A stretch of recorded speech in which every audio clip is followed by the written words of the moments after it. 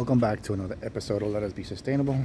I am Frank, and I'm going to give you a tour of the Dahlia patch. Despite all the struggles that I have gone through with the raccoon, the thrips, the aphids, and just recently the stem borer, which decimated a lot of the dahlias, which put a little damper on my breeding program because those dahlias are now set back. The raccoon ate a few, but I managed to salvage some of the stems to make cuttings.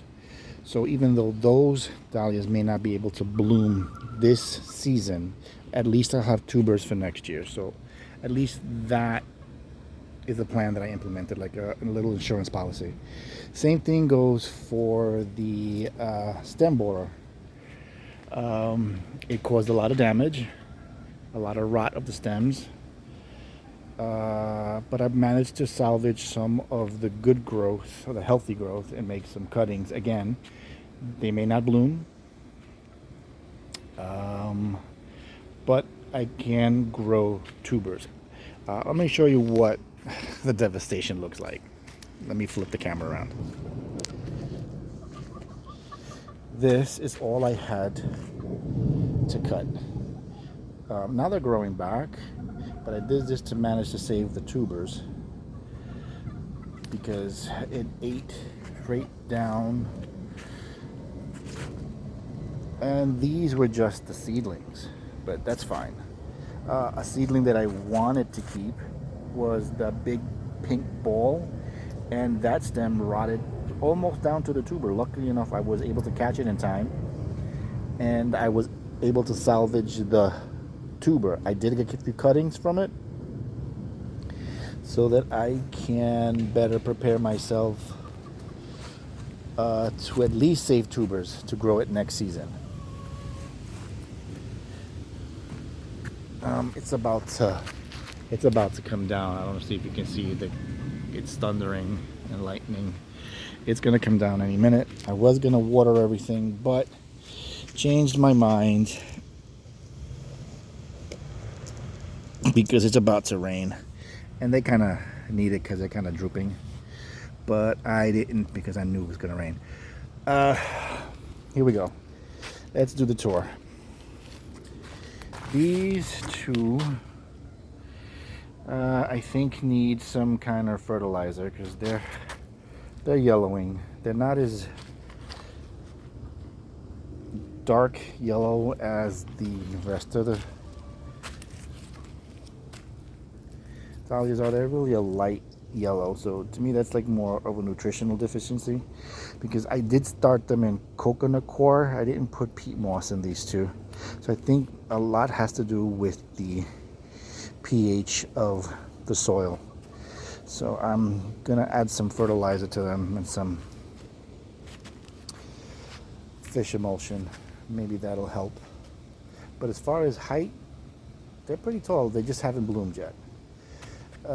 Here we go. These are the cactus varieties. These are the water lily types. We have, yeah, it's coming. These are the water lily. This one is something, what's the name of this one?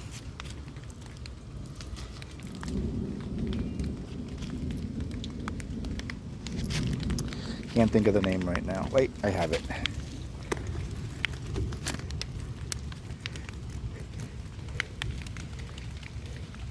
Guri Hoki.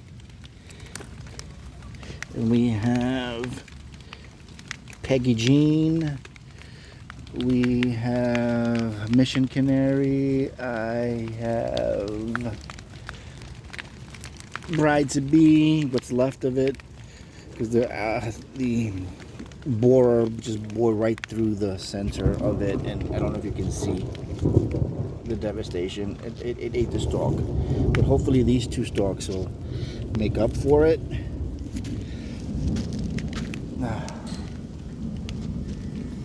These are the reds and burgundy type dahlias.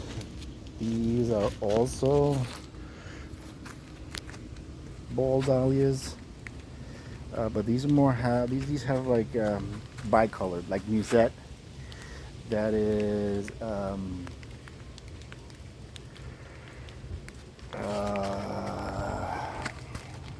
can't remember the name of this one. I'm bad with the names. Short track. That's short track. So short track and musette have similar color patterns, so that's why I put that one there. Along with this little one that I don't have the name for, and it's really teeny tiny. I don't have the name for this little thing.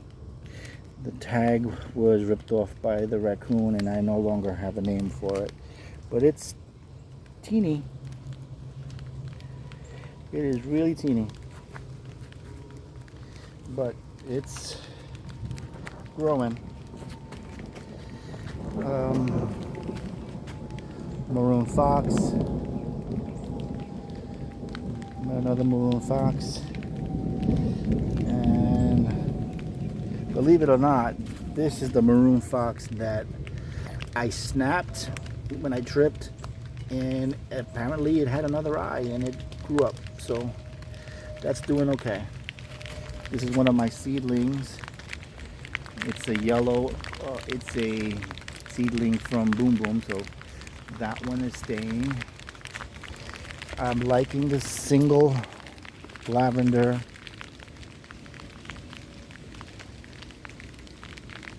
cream colored. It's a lavender and cream. It's like a vintage wine color.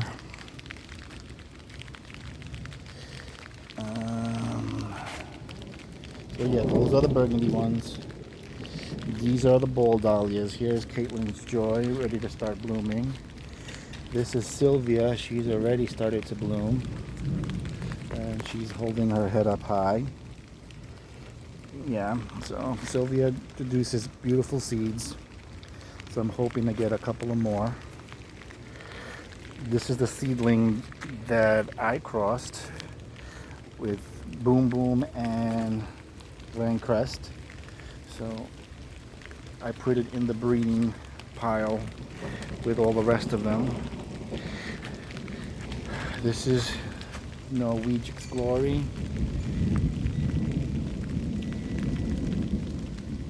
And I have Kevin Floodlights, I have Cafe au Lait, Lavender Perfection, White Perfection, and a Lady Darlene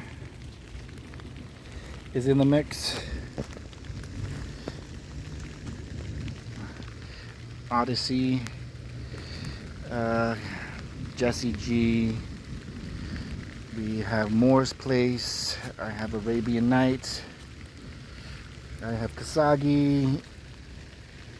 I have Belvington Supreme. A lot of ball dahlias here to cross, and hopefully I was looking for a nice purple, and that would be Ray-Ban Royale, and I want to cross that with the Belvington Supreme because I want to get some creamy looking dahlias that resemble Cafe au Lait but in a ball type of dahlia. So hopefully that'll happen.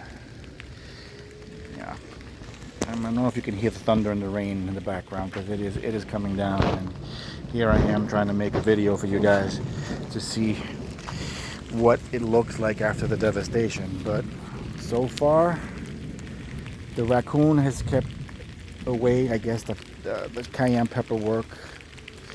The diatomaceous earth and the neem oil helped me with the aphids and the thrips. And the last thing I had to do was use BT. That's the last thing I used, BT, to help me with the stem borers. So I will update you on how they turn out for the next couple of weeks, because I would have to spray the BT, I think, every 2 to 4 weeks in order to stop the life cycle of this caterpillar from devouring the dahlias. So far, I haven't seen another bore hole in any of the dahlias. There's no rotting as of this video. As of this video, I haven't seen anything yet. But not to say that, after this rainfall, I'm not going to have one that would rot, because what happens is the hole fills up with water, and the water stays within inside the stem and rots the dahlia from the inside out. So I will know in the next couple of days or not whether this implementation of BT has worked. I'm not giving up on breeding dahlias. I am not giving up on gathering seeds. I'm not giving up. It's a learning experience. You have to search for the problem, look to see what the problem is, focus on a solution, implement the solution, and then your findings. If it works, it works. And I had to be mindful of what I was using, because I'm a beekeeper also. So any pesticides that I have to use have to be bee friendly. The only thing I'm sad about is that BT does not discriminate against butterflies. And that's the only downfall of using BT, because it will destroy butterfly caterpillars. And that's upsetting. It is. But I'm not going to lose my entire crop of dahlias. No, not at all. Not at all. Not at all. I will have to do what I need to do in order to save my stock, but I need to be bee friendly. I'm not happy about the butterfly situation, but something has to give. I can't be 100% pesticide free. And the pesticide that I'm gonna use, it's gonna have to be organic, and the BT is organic, and it's bee friendly. So that's it for right now. If you have any questions, comments, like and subscribe. I hope this information helps someone that's going through the same problems with these stem borers. And also the BT also helps you with leaf miners. So when you have those leaf miners eating your leaves, I don't have any example of that here, because that hasn't happened here yet. I'm not bringing it into existence. But BT also helps for that.